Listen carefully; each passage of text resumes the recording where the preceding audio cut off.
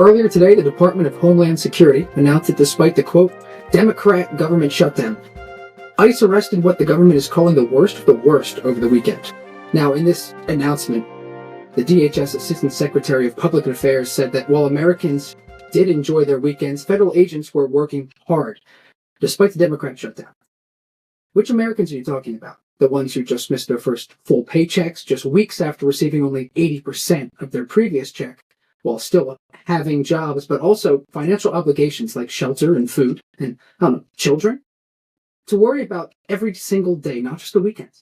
But while you were all enjoying your weekend, ICE was on the job. It's wild that a government campaigning for people has seemingly forgotten them. And instead of prioritizing healthcare access and healthy food, local leaders that truly understand the needs of constituents at the local levels are handcuffed as national precedents are broken to satisfy a very specific agenda. Here to discuss the impacts of federal law enforcement and what it may mean for cities across the nation is former police officer and AT News correspondent Reuban Tiger Wesley.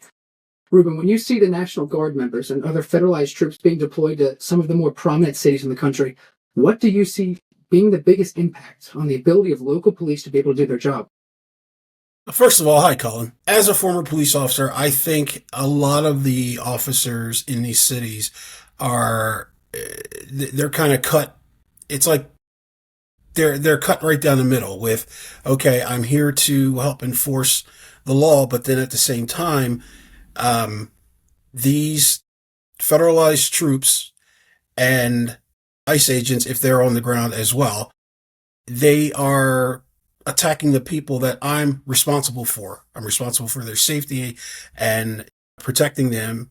So it's like a duality inside them. And some of them are, okay, I should help these guys. But then at the same time, it's like, I need to protect these people, especially from, again, if ICE agents are on scene, considering what's going on now with the way the ICE agents are conducting themselves, I think they're just kind of caught in the middle and they don't know what to do. So on the one hand, they're following orders from their commanders and the police chief, but then on the other hand, they know what's right and what's wrong.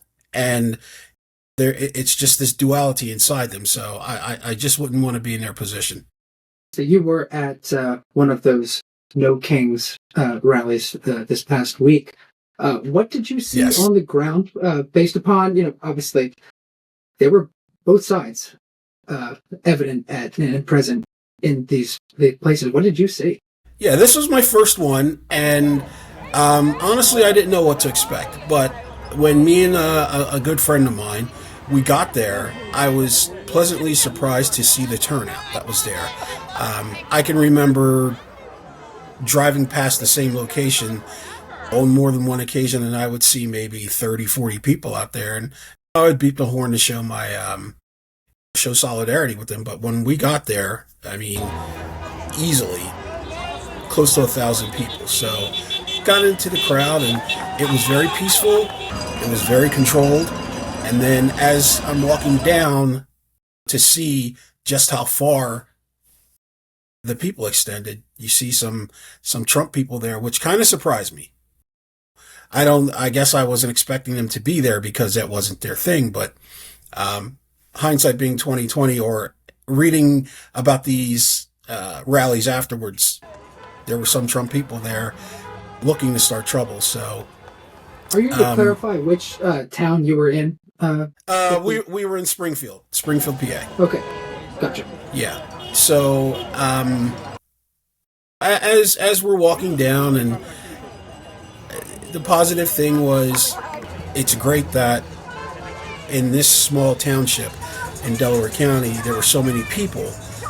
That was the positive, and being, like I said, peaceful, nonviolent. The negative part was the Trump supporters there, and trying to shout over the people that were there, who were just a nice level chanting and holding their signs and stuff like that, with these Trump supporters, just trying to raise their voice over the the other voices and things like that. So that was kind of a downer. And then, I mean, were there any but Trump supporters, or I guess MAGA supporters, that were yeah. potentially open to not be, screaming out and maybe have a conversation about issues with anyone else in the area at all? Yes, good question. Like I said, as I was walking along the expanse of the people, I ran into one guy, African American, young male.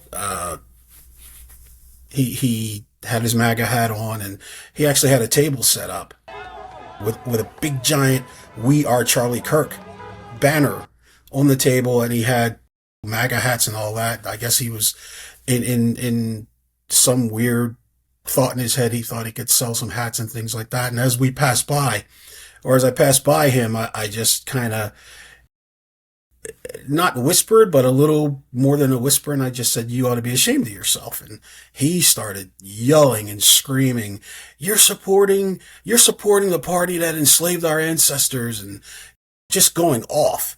And my friend was like, don't engage him.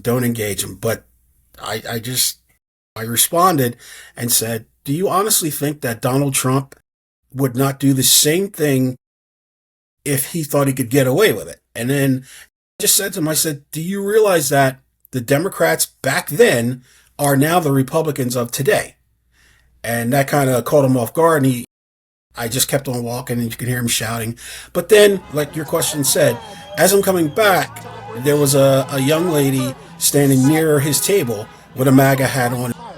So I stopped and I engaged her, and she seemed very open to having a conversation. So she and I engaged in conversation, very quiet, very civil with each other, and we probably talked for about 20, 25 minutes.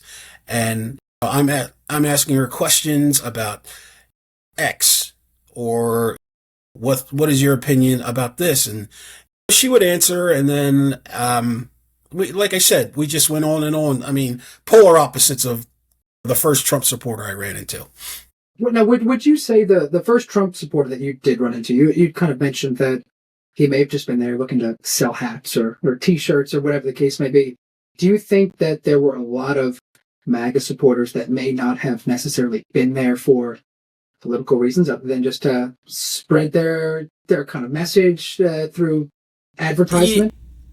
Yeah. Is that kind of a brand, maybe? Yeah, because the guy I was with, he said to the guy trying to sell the merch, he's like, "Dude, I don't think you're going to get many sales here." And the crowd just kind of cracking up laughing. And then there was another guy who I later on, as the rally was ending, I engaged with him, and he was another one of these angry guys. He was standing in the middle of the main road on the median with a big giant Trump sign, "Support Trump," blah, blah, blah, whatever it said. So he was definitely trying to get their message out. As a former police officer, you did serve a few different areas in the suburban Philadelphia area. Yes. Over the course of several years, right? About a decade or so. In terms of the federal troops being brought on by the Trump administration, which was a big part of this No Kings rally, right? The federal intrusion on local authorities.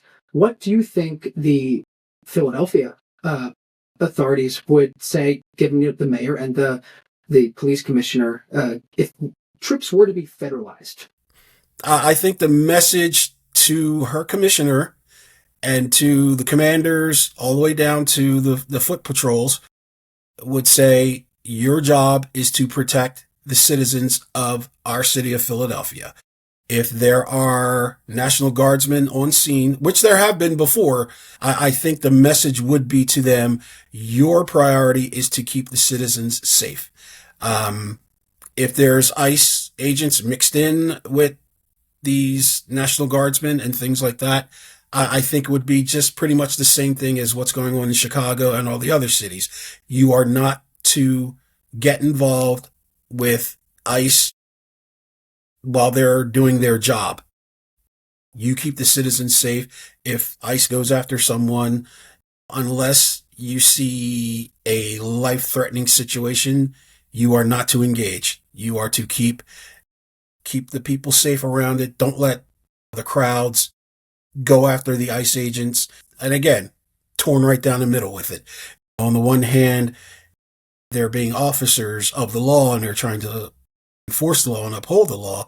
But then at the same time, it's like, we've been able to take care of our city up until the point where you guys walked in. And just given the history right now of ICE agents, it seems that when they invade, and I'm going to use the word invade, when they invade these cities, it just stirs the pot and it starts problems. So I can see where any quote unquote normal officer who knows his job and is upholding the law and doing things the right way, they know what to do. But then you'll have these, what some people will call Billy Badasses. It gives them the opportunity to, I'm going to act like an ICE agent. I'm going to help these guys and grip people up and things like that and give them a hard time. So it's just this whole mix of feelings and where does my job end and what do I do and things like that. So the presence of federal troops could seemingly incite more violence among local authorities with these, as you call them, Billy Badasses, right? These people that it seemed like, I've got a gun, I've got a badge, right? Yes. And now I've got that kind of authority. You did also just mention with ICE troops going after certain people, right? And how if officers in the local levels are disengaging and kind of removing themselves from those situations, what's the line? In terms of federal and local authority, I believe there have been several cases now where, actual citizens, documented people have been essentially detained for hours and hours at end, despite having their actual documentation on hand. Absolutely. What's the line? What's going on there? Well, we'll see. And again, that's where it kind of splits these guys because, these guys know their patrol sectors. They know the people that they encounter on a daily basis. And they know their communities. They know their communities. Exactly, Colin. So I would think if an ICE agent approached somebody in Officer X's vicinity or his patrol sector, and he might know that person, and he sees an ICE agent go up to them and grab them and start giving them a hard time, it's like, our standing orders are not to get involved, but I know that person, and I know that person is a United States citizen, but at the same time, I can't go over there and say, hey, I know this person. So you had mentioned that unless it's a life-threatening case beforehand, yes. Right? That's when Yes. you would say it's okay to get involved at the local level and truly engage these federalized troops or ICE agents, whatever. However, yeah, and with a situation like that, they're told not to get involved. I would imagine you can hear an officer yelling from a distance, hey, I know that person. That person is an American citizen. And just going back a couple steps, like you said, there are recorded incidents where ICE agents have approached and detained actual citizens. And there's one in particular, an old man, an older gentleman, 60-something-year-old black man in Chicago who was detained by ICE and held for 8 hours. And this gentleman happened to just be going into the city to a federal building or something to do something. And he needed his paperwork. He had his state ID. He had his birth certificate, all of that stuff. And even more than you and I would be expected even to have more that a traffic stop. if we're just walking around, he had all of that stuff. And they grabbed him and they interrogated him and yanked him off the street. All the while he's telling them, hey, I'm so-and-so. I'm an American citizen. I was born here. I actually have my papers because I'm going to do something that requires them. And they didn't want to be bothered with that. And they held him. They didn't look at his papers at all. They just kind of disregarded it. And according to the story, they held him for about 8 hours, and then I guess at some point they decided, let's see what this guy's got going on, and they saw his papers proving that he was an American citizen, and they just said, okay, you can go. That was it. And from what I understand, following the news and different reports and things like that, this has happened more than once.